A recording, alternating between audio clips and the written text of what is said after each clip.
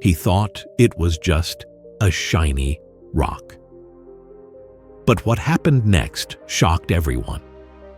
In a quiet village tucked away from the hustle of the world lived a humble laborer. Every day he toiled under the sun, digging soil and loading it onto his donkey to earn a living. Life was simple, and so was he, never expecting anything more than the sweat of his brow. But fate had a surprise in store. One ordinary morning, while digging near the riverbank, his shovel hit something hard. Curious, he unearthed a glittering stone, clear, radiant, and unlike anything he had seen before. Not knowing its worth, he simply tied it around his donkey's neck like an ornament, thinking it was just a pretty piece of glass. Later that day, as he walked through the village, a small grocery shop owner caught sight of the glimmering stone on the donkey. Intrigued, he asked, "What's that around your donkey's neck?" The laborer shrugged. "Just a shiny stone I found while digging." The shopkeeper, thinking it might look nice hanging in his shop, offered him 50 rupees for it. The laborer, clueless about its value, happily agreed. The shopkeeper hung the stone on his weighing scale as decoration, where it sparkled under the light and caught everyone's attention. Days later, a jeweler came into the shop and noticed the stone. His eyes widened. He instantly knew. It was no ordinary rock. "Where did you get this?" he asked. The merchant replied casually, "Bought it from a laborer for 50 rupees.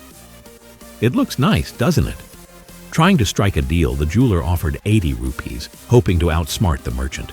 But the shopkeeper, now somewhat suspicious of the stone's value, refused to sell it for less than 100 rupees. The jeweler left, thinking he'd return the next day and bargain again. But luck doesn't wait around.